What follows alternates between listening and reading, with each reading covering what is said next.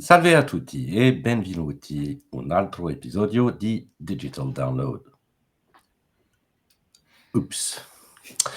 Good afternoon, good morning, and good day wherever you may be joining us from, and welcome to a new edition of the Digital Download, the longest running weekly business talk show on LinkedIn Live, now globally syndicated on TuneIn Radio through ABGR, the world's #1 business talk news and strategy radio network.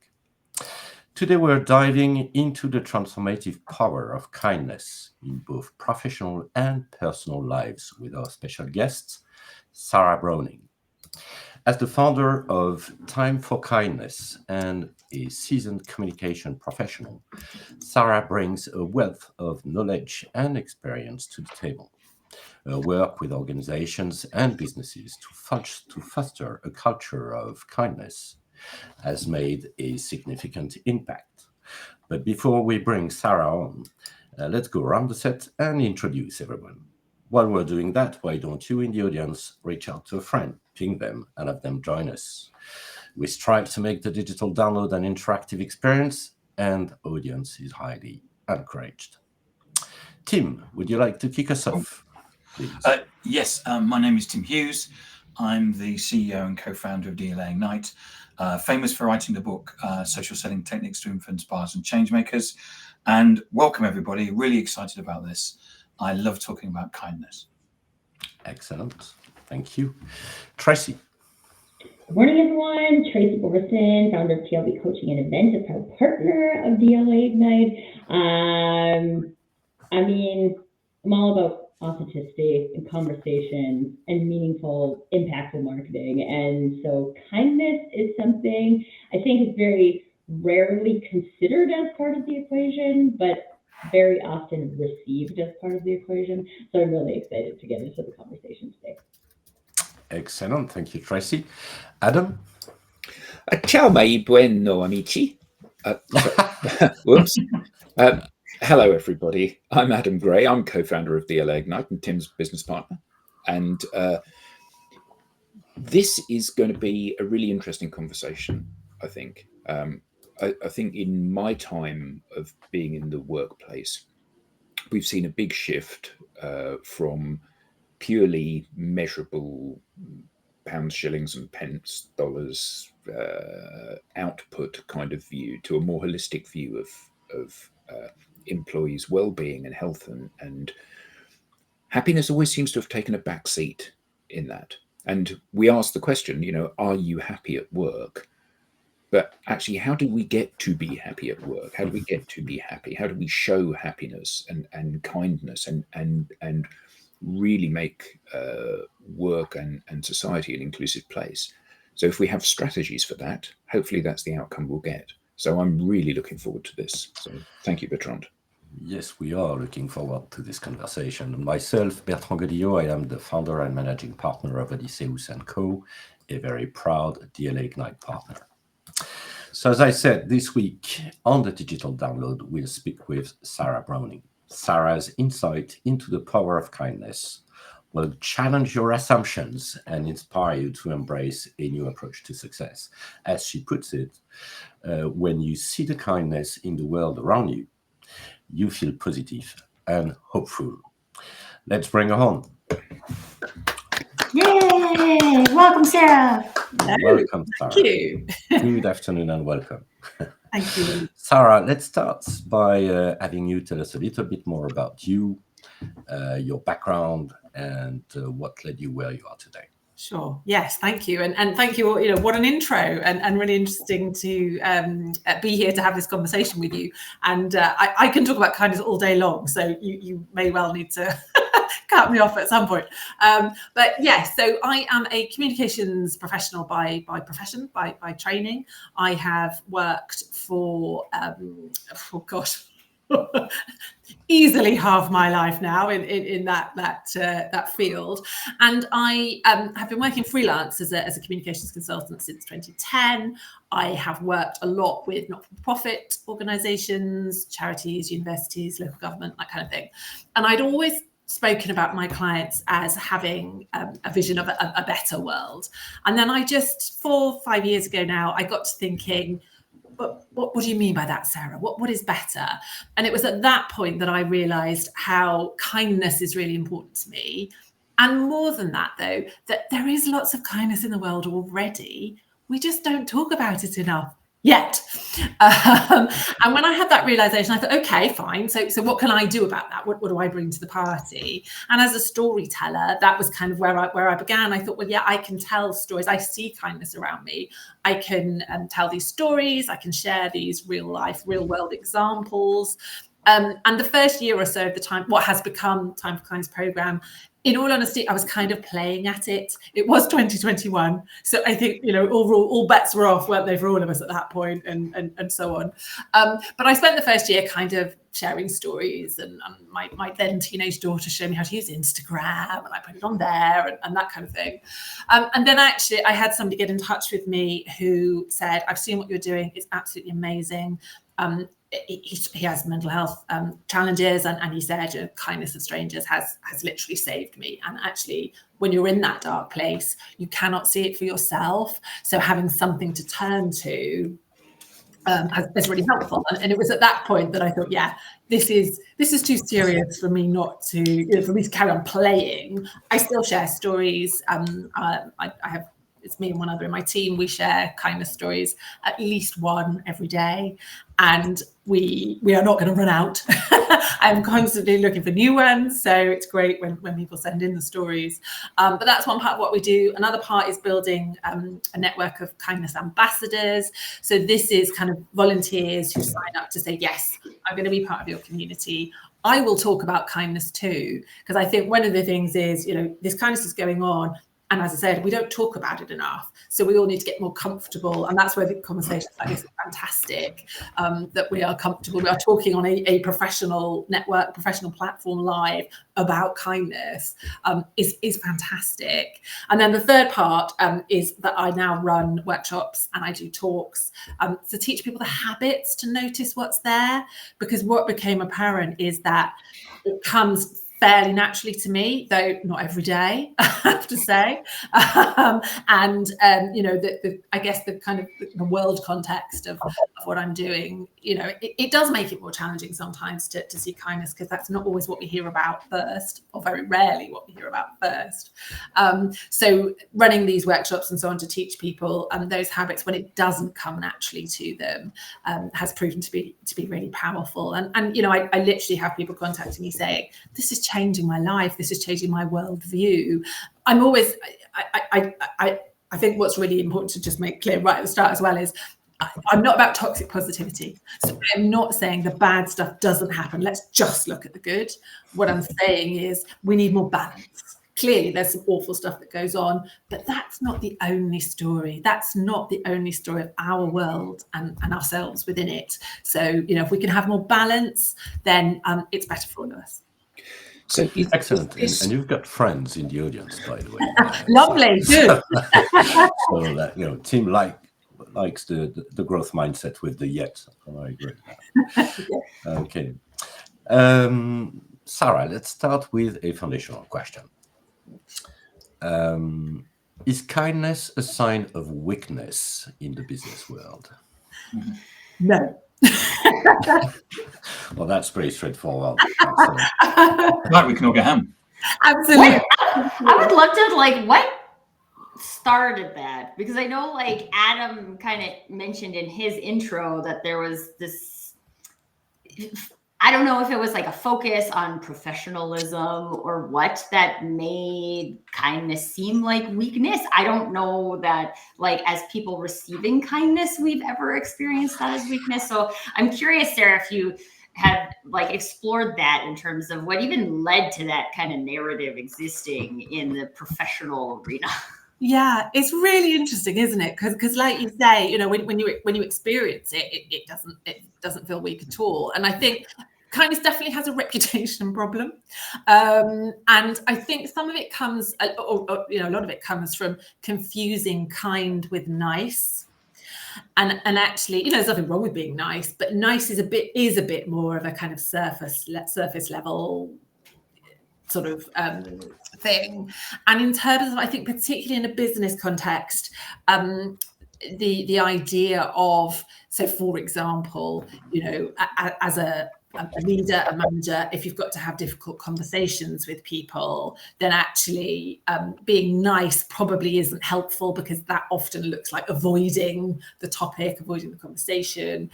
Whereas actually you can have difficult conversations with kindness, because it's about how you have that conversation and how you allow space for people to sort of process difficult things, or, you know, the empathy that you bring into those conversations.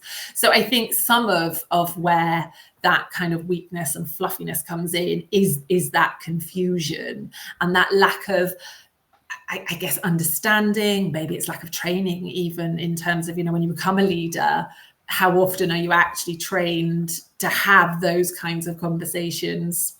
Maybe at all. And if you are, then is kindness referenced in that kind of training that you receive? Probably not. So you talk about kind of celebrating kindness, if you like, you know, and focusing on that. So is this kind of like the real-time equivalent of journaling?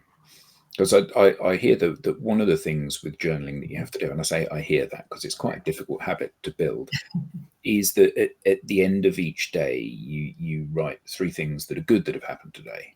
And there might be, you know, major stuff, you know, I won a fantastic deal, or my best friend has found out that he's not ill after all. Or it could be that it's minor stuff, like, you know, I very successfully made a great latte in the morning before I went out. But also that you put some love back into the world. So you send a message to somebody saying, "Hi, Tim, I just wanted to say thank you very much for sharing that with me. I really enjoyed that and I appreciate it." Because actually we all love to hear nice stuff, and it makes someone else's day a bit better. So is that part of the same kind of mindset around this, or is this something different that you're talking about? Yeah, I guess it's connected, isn't it? I think, yeah, much like you, I've never managed to sort of get into the discipline of journaling necessarily, but I think, you know, people I know who do it, I think often, as you've alluded to there, you know, the things that people are writing down probably are kind. You know, there is kindness in a lot of those kinds of things, and it certainly, it becomes a positive virtuous circle, kind of upward spiral, because also what I'm finding through the work I'm doing is that once you do start noticing kindness in the world, and it might be a very tiny thing, you know, it might be, as you say, you know, somebody smiling at a stranger in the street, or it could be a grand gesture, but there's a whole kind of range. Once you start noticing those things, and whether you journal it and write it down or not, or if it's more of a sort of, you know, in your head or whatever, you notice more and more of them. And I think, you know, I'm not a driver myself, but people tell me, you know, if they are planning to buy a red car, for example, suddenly you see red cars everywhere, and it's a very similar thing. You know, once you start noticing it. In the workshops I run, we have some really interesting conversations around what is kindness, what's the definition, and also the kind of what counts as kindness, and the reality is there is no single definition of kindness. There are a lot of similarities in definitions, so they're positive, they have an impact on yourself or someone else. Kindness is active as well, something usually happens, but there's no single definition. But then also the bit about what counts is fascinating, because people will say to me, but that's just good manners, or I was just doing my job. And actually my own view is it doesn't have to be either or. It can be good manners and kindness. You can be doing your job and it's doing it in a kind way. And my own feeling, and I guess this taps back in, Adam, to the mindset piece, is that actually if we sort of recognize that kindness and seeing kindness and thinking of something in those terms makes us feel better and makes us feel more positive, then why don't we call something kindness anyway? Why kind of get into that slightly pedantic, oh, but it's just good manners? Actually, let's call it both. And then we get that positive feeling and that uplift and all the other stuff that comes from it. Well, and I think that is interesting, because when you think about the concept of good manners, a lot of what manners are built on is kindness. Okay? There's also some things that are built on that are weird, but like a lot of them are. I mean, I'm Canadian, right? So let's frame that. And we open doors and we apologize for things when we bump into people, and like that for us is manners. And I think a lot of times it's like intricately connected to kindness as well. But I would love to like hear a little more, Sarah, from this concept of like, we talked about mindset and like kind of the awareness and how we're paying attention to things, and how much of kindness is like your beingness versus the thing you do. Because if I use opening a door for someone as an example, right? Like that could be considered good manners. I can do that in a really angry way. And it may or may not be experienced by myself or someone else as kind. But like, I remember when I used to live in Vancouver, and there was this homeless gentleman who would open the door to the Shoppers Drug Mart for everybody who walked by. And it was just like such a exchange of kindness. And so I'd love to hear more about like the underlying beingness behind the doing, and what the relationship of that is with the experience of kindness. Yeah, it's I think the whole one of the things that I think is really interesting is there is a growing body of kind of academic research around kindness as well, which is kind of demonstrating the positive impact it has. And I think oh, hang on. I was going to go off on my own tangent for a minute there, which, you know, so in terms of that kind of impact it has on people, I think that it can be, again, some of that comes from your own life experiences, like you say. And I think one of the things that, and certainly one of the things that comes up that we sort of talk about in terms of when I do talks and so on, is that sometimes noticing kindness can be a sort of easy first step, or an easier first step into this kind of world of kindness, because clearly some people, you know, the experience of their life has meant that, you know, they are not able to show kindness or even to receive it, actually, sometimes because of, you know, things that have happened. But actually starting to notice what is going on around you in the world, it is a sort of first in to that. And I think also what's happened, and what I've heard from people who follow the stories that I share and so on, there are, you know, examples of people saying, "Oh, I do that. I just hadn't thought about it as kindness." And again, I think there is something that's probably quite fundamental then in terms of kind of what you're doing, but the way you're thinking about it is different, and you've not kind of necessarily framed it in that way. But once people do start to frame it in that way, and again, I think, you know, we talked earlier about the weakness, the fluffiness side of it. Perhaps people are shying away, and I have no academic backup for this at all. There might be research out there, but you know, perhaps they're shying away from it because they're thinking, "Oh, it is weak, it is fluffy. I don't want to kind of label it that way or think of it that way, because I myself and maybe this is the kind of being and doing thing as well, is, you know, I don't think of myself as a weak person, or I don't want to be perceived as a weak person." And again, I think as we get older, somewhere along the way, we seem to lose that kind of belief in the strength of kindness. So I've done some interesting things. I've run community events and things like that. I've been community events where I've had more of opportunity to talk to kids about kindness, and I'll be there like building my wall of kindness, collecting stories. And I'll say, I remember one little girl in particular sticks in my mind. She's probably about 8, something like that.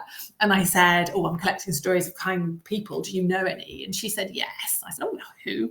"Me."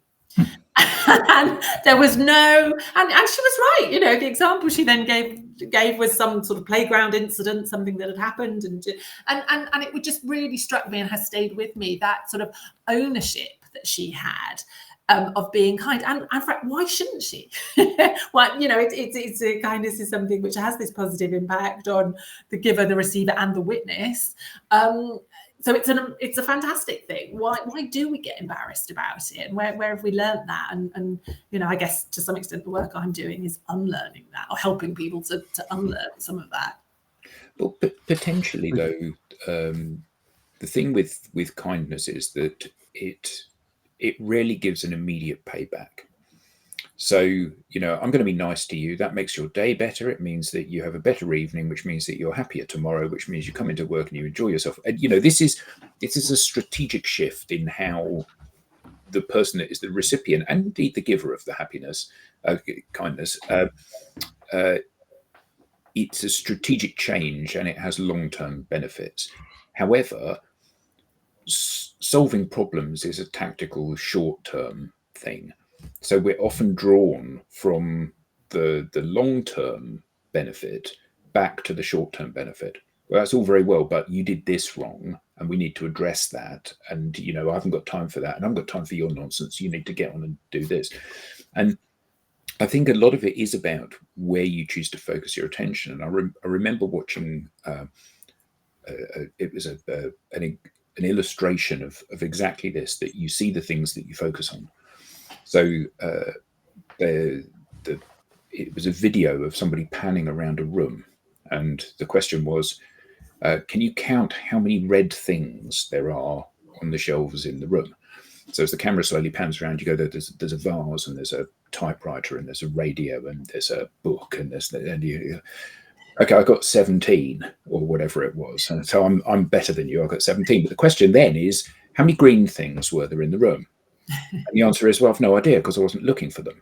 Yeah. And that's the point, isn't it? The point is that if you are looking at the glass being half empty, you can't see the water in the glass. And that's very dangerous for everybody, isn't it?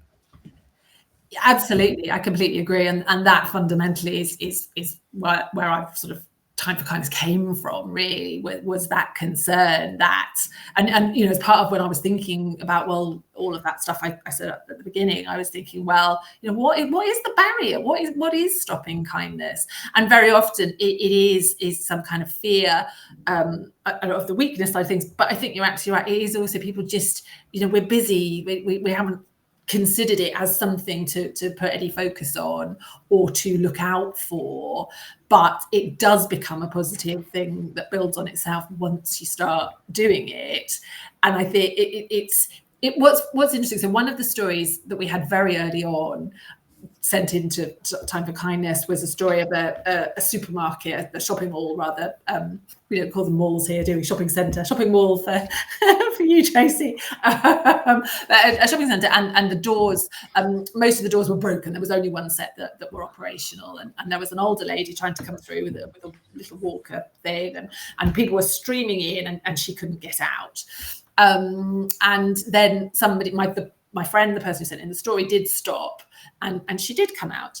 And it would be really easy, and often a lot of people do focus on those that didn't stop.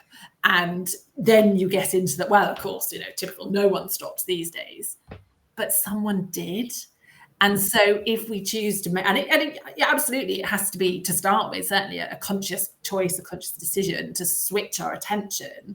But the more we practice it, the more it just becomes a habit that we notice that one person, and we are positive about that, and we build kind of from that base. But it does have to be, like I said, I think, if it doesn't come naturally to you, then there's a kind of conscious decision to start actively looking for those things, and they are there. There are so many examples out there. Once you start noticing, it's hard to stop.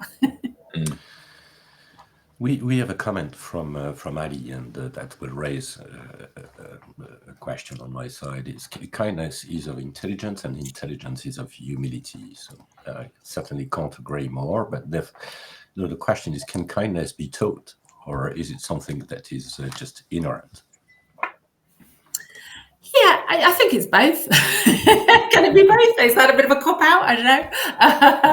I certainly think people can learn to. One of the things that I think is that we try to do with Time for Kindness and the stories that we share. As I say, we're not making any of them up. We're getting lots sent in. What we try to do is make sure that we have examples in lots of different areas and lots of different scenarios. So in workplaces, we get a lot coming from supermarkets, actually, public transport, friends, family. There's a real range. And what I don't focus on teaching people to be kind. That's not what I'm here to do. But I think it is a byproduct of the work that I do, because people, as I said earlier, there are people who are looking at it thinking, oh, I do that. I haven't thought about it as kindness. I will now. But there are also people who are thinking, oh, I could do that. I hadn't thought about that. That would be quite easy for me to replicate. So I think there's a definite potential for learning. And I think some of where that is coming from is when, a kind of a step before that is recognizing kind of what kindness is, why it matters, what difference it makes to you and the people around you. And then there's that sort of learning experience then to, we're all creative individuals at some level. We can all come up with ideas and ways of being kind. But if for some reason it's tricky for you at the moment, or you're just not that way inclined, then there are resources. And obviously I'd put a plug in for Time for Kindness there, but there are others as well, where you can go and just kind of teach yourself, well, what does that look like? What might I actually do in any given scenario if I wanted to be kind? So I think it's a bit of both, I think. So I think it's just, how do you Sorry, go carve ahead. time out for this? Because an example that I try to be nice to people. That's what I try to do. So when I go to the supermarket and I get exceptional service from somebody, I ask to speak to the manager. And the manager always walks up with a long face, like, "Oh my God, what's going to happen here?" Because they know what's going to happen. Someone's going to complain about the fact they've got no peaches or whatever it is.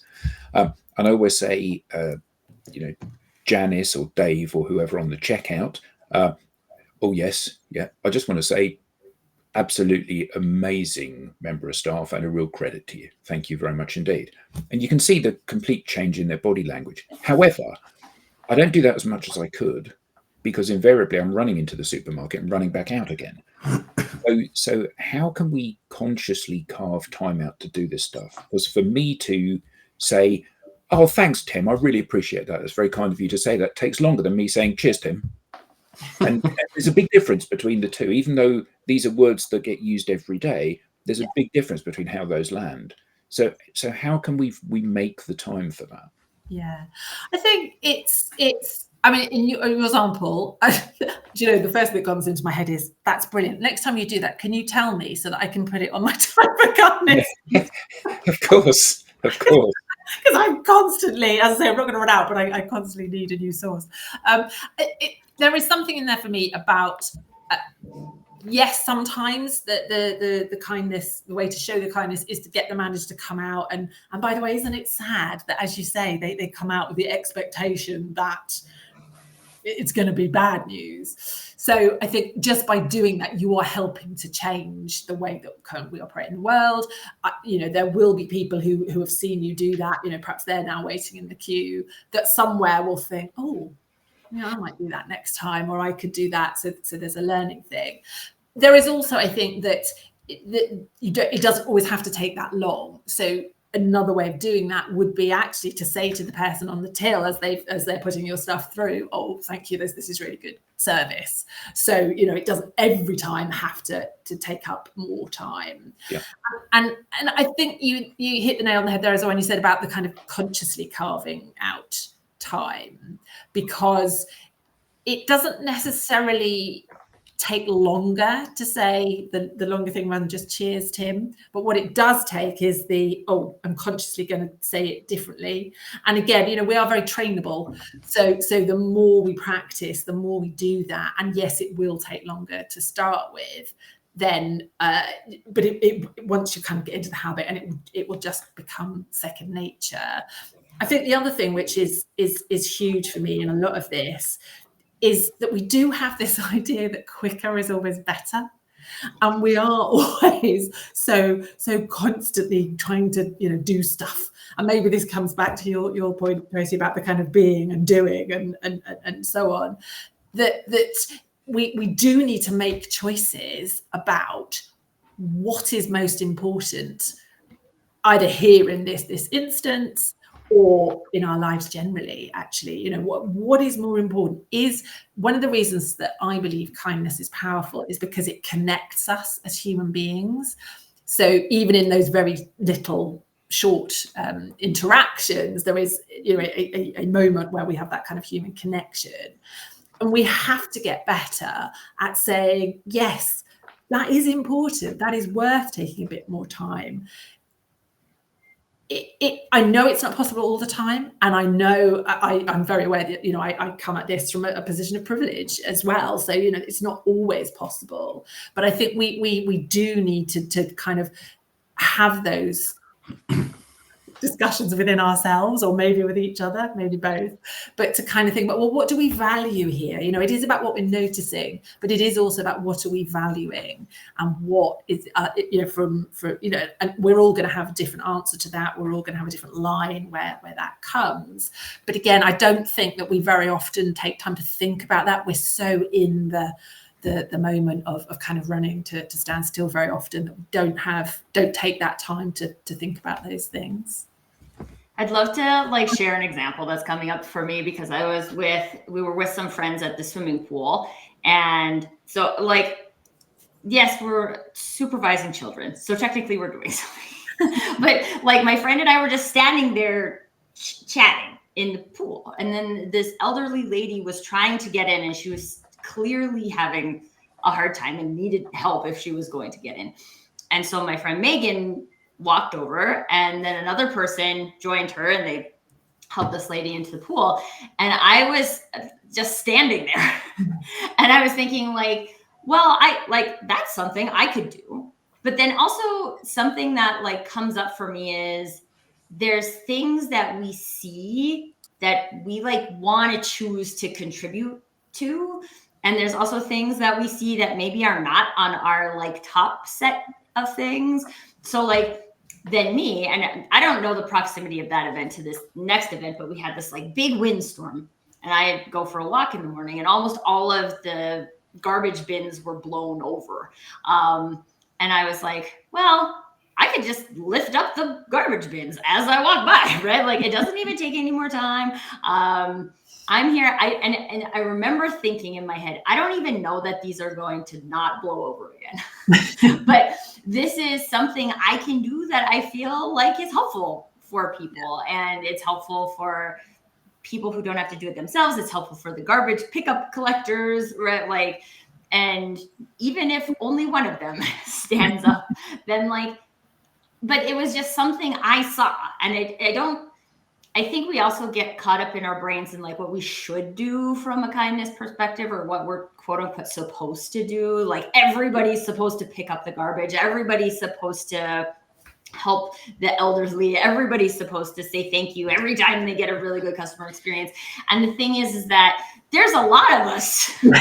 So if we were all doing the thing that we were drawn to do from a kindness perspective, then that's a lot of kindness. Yeah.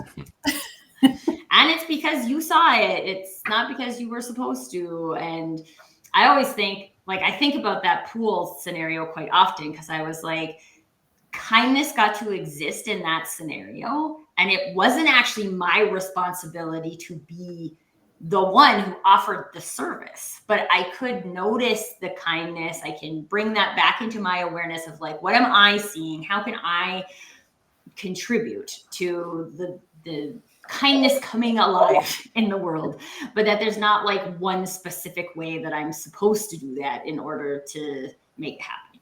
Yeah, absolutely. And I love that, there are a lot of us.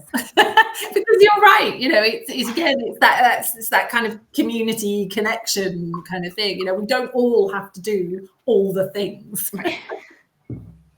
And so, yeah, it is a balance. And again, this idea that it's not true that we are all either completely kind or completely unkind. Actually, we all have a bit of both in us, and it will depend on all sorts of factors, time that we have at that moment in time, other things we've got going on, kindness to ourselves. Actually, you might just not have wanted to go and help an elderly person, and that's okay, because she wasn't stuck on the side of the pool.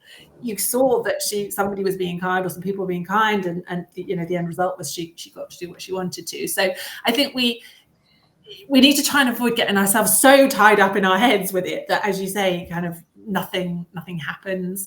And there is that, coming back to the conversation that sometimes comes up about what counts as kindness. One of the things that people will say to me is, these kind of social media influencers who are, filming themselves giving money to a homeless person or doing something like that. Is that really kindness? Does that count? And there is definitely a line somewhere. and for me, I think it's about the kind of intent and or cynicism that comes into it. And again, you're not helping that person into the pool, that there's not an intent to be unkind. It's just an observation of a situation. So yeah, I think we kind of need to give ourselves a bit of a break sometimes, because actually being kind to ourselves is also important.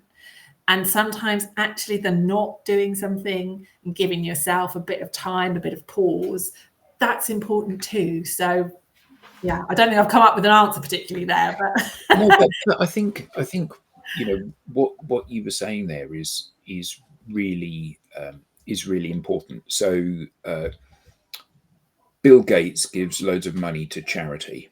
That's not necessarily a selfless job, because he gets a huge amount of personal pride and adoration for doing that. On the flip side of that, there are people like Keanu Reeves and the late George Michael that gave huge amounts of charity, or huge amount of money to charity, and on the proviso that nobody would say that they had given the money. However, the fact remains that whether you like the taxation policies or not that have enabled people to get as rich as Bill Gates, the fact remains that it's better for him to give it to charity than not. Yeah. And I think that there's an element of this, isn't there, that I'm very kind to you.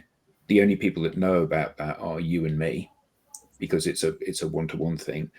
But if I'm kind to you in a public environment, then who knows how far that may travel. And it's better to be kind than it is to be nasty. And I know it's not binary, but there's kind and there's unkind. And actually, if every interaction we try to make kind, and if there's a win for me in the short term, great, but that shouldn't be my motivation for doing it. It should just be because I want to make the world a little bit better a place as a result of having taken that action. So I think that nice or kind or good is better than unkind or nasty and bad. And actually, that's okay, isn't it? Yeah, and actually, you said there about it, having a positive impact on yourself shouldn't be my motivation, or myself shouldn't be my motivation. But actually, why not? My view is, it as long as it is a win-win and a genuine win-win situation, why shouldn't I do it? It's because I know I'll get something positive from it as well. Yeah.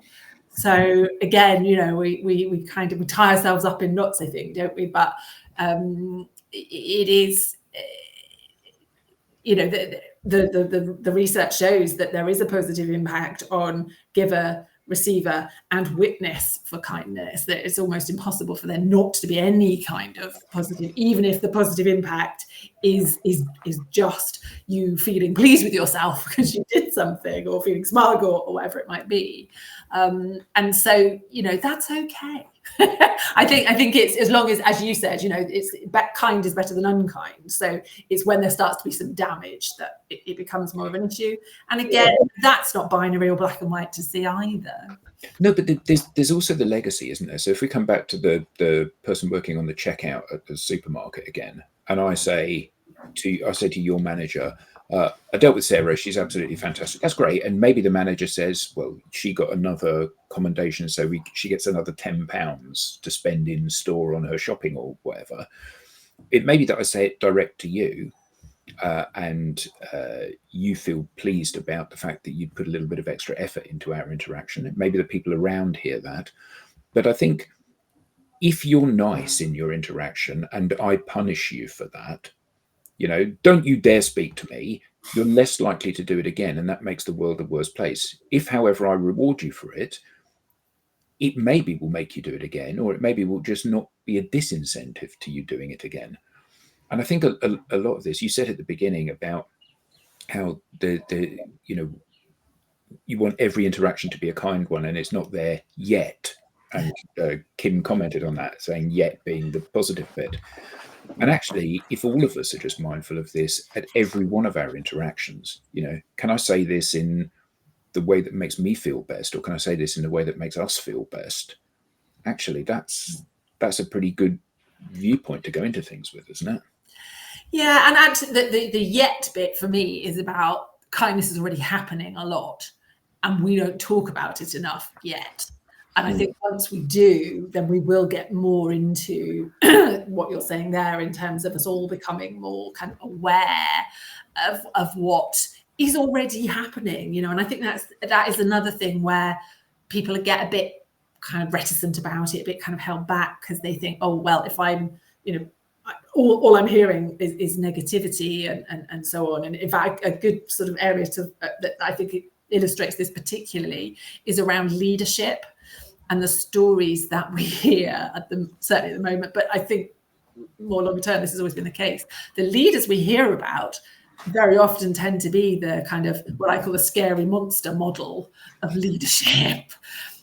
And therefore, anyone who is coming into leadership in particular, or who wants to lead in a different way, I worry that it becomes, it perpetuates itself because they look around and think, well, so how do I be a leader? How do I succeed as a leader? And if the stories they're hearing about and what they can see are those negative types, then either they're going to think, oh, well, that's how you do it. So I will have to push aside my natural affinity with being kind and treating people well, or they will go, leadership not for me then, and we lose those people. Whereas there are lots of leaders, and I know this because I am going to be launching a campaign in a month or two where I'm going to share stories specifically of kind leaders, because I want to show those examples, show that they are there, and I am getting people sending examples in.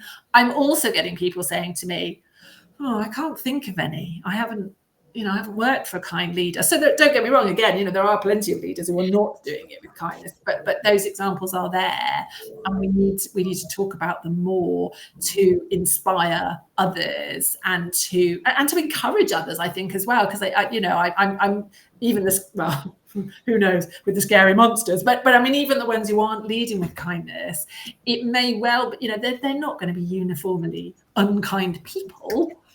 But there is a sort of narrative we have around how to lead that means that they think, okay, well, maybe they're kind in their private life and then they're different at work, and obviously that's a whole bigger question as well. But I've met many leaders, Sarah, who were starting tough conversations with that really outstanding sentence: "It's not personal."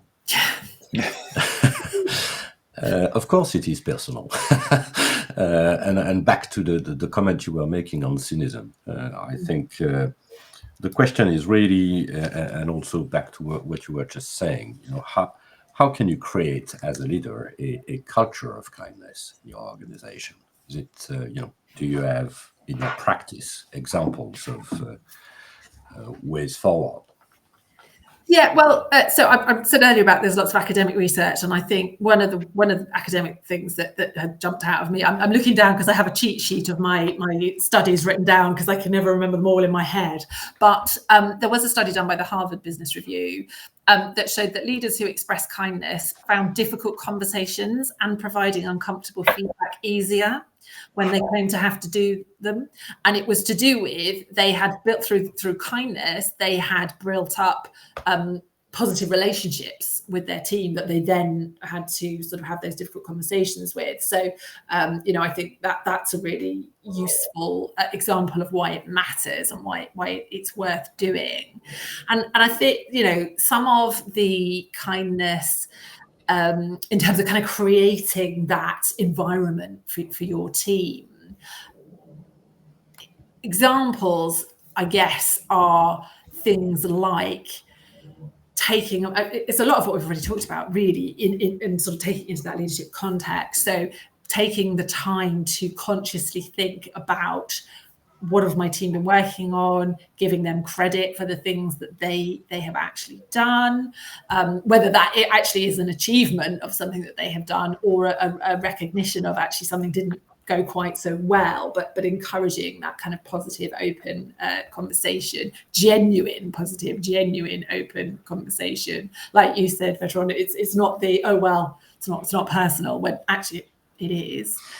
In terms of the difficult side of things, and there's a blog on my website, which is a really popular one, which is written by a leader who has led through a lot of change, so through restructures and those kinds of things. And they kind of explain in this blog the kinds of things they did. People still had to leave. People still, lost their jobs. But the way it was done was done in a much more kinder way than is perhaps always the experience. And again, a lot of that was about empathy. So it was about saying, knowing this isn't personal, but also recognizing that saying that is not helpful, and recognizing that it will feel personal. It is personal to that person who is thinking, how am I going to feed my children? Or what am I going to pay my mortgage, that kind of thing. It is personal to them. Therefore, saying it's not personal, whilst perhaps technically true, although there is the cynicism, it isn't always true. But even in a situation, where, while technically true, it is not kind to say that. And actually, what is kind is to often it's about time, and it comes back to what we were talking about earlier. It's the carving out some time to process what's happening. And I think some of this kind of ties back in into my communications work as well, because it's around leaders often, and in a kind of restructure situation, leaders will often have spent quite a bit of time in those meetings where you've talked it all through, you've looked at the numbers, you've kind of probably planned different scenarios, all of that kind of stuff. And then you come out and go, this is the change. And actually your people then have not had that time to kind of process what's happening. Now, I'm not saying you should involve them necessarily in those kind of planning out scenarios that you've had to do as leaders. That is part of the responsibility of leadership.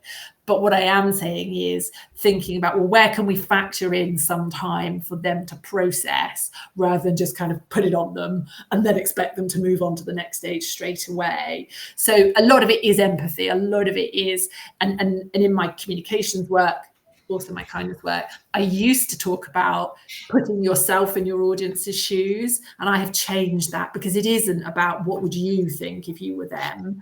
It's about what is it like for them? What is the experience like in their, from their perspective? So, I think leaders again need to get more comfortable with that kind of thinking.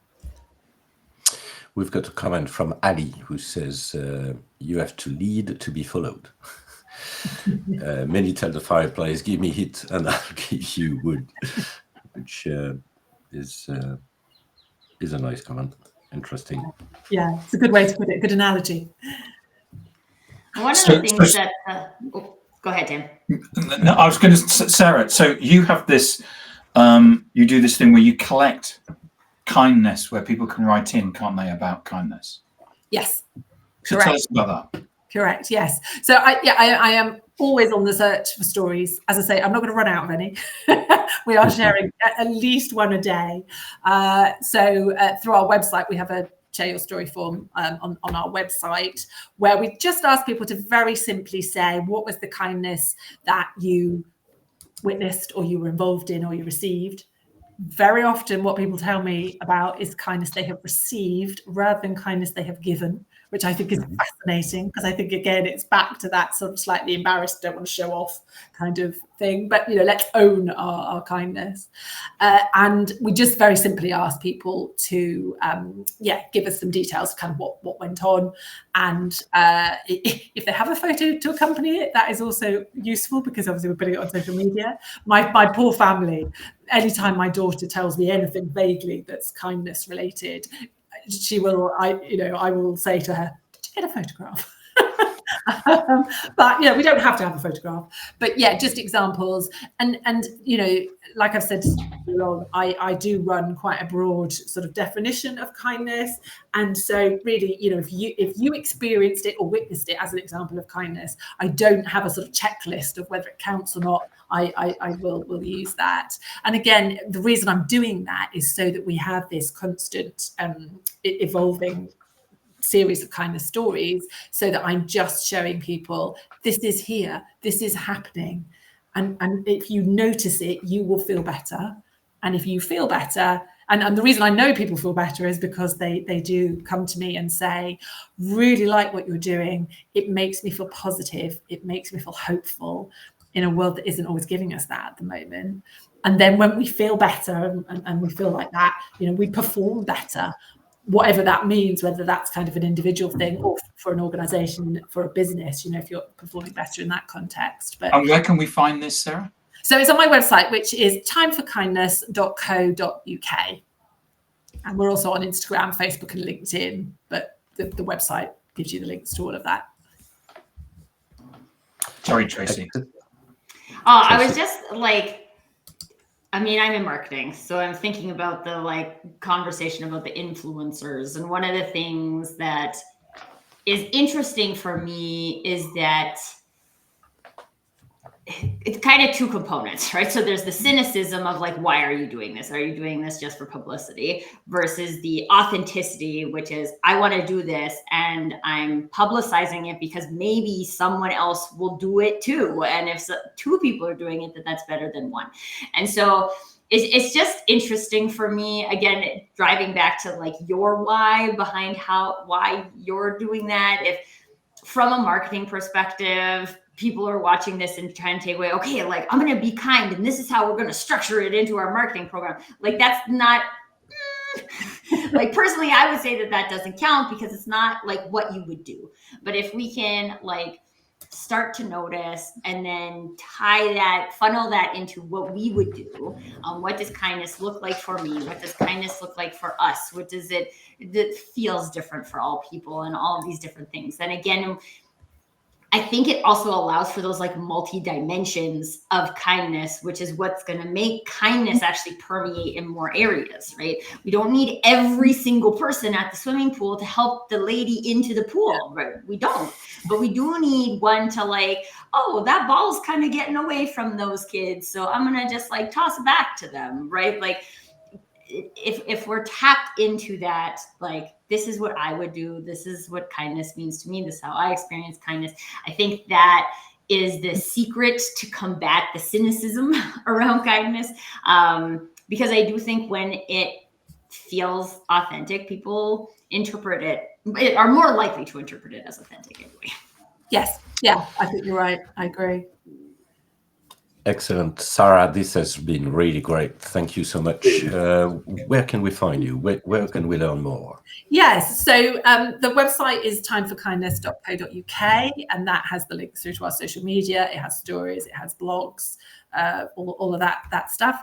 And I personally, Sarah Browning, I'm on LinkedIn. So come along and follow me there. I talk about a mixture of kindness and communication. It's all about connecting human beings. So I do enjoy connecting with people. So please do.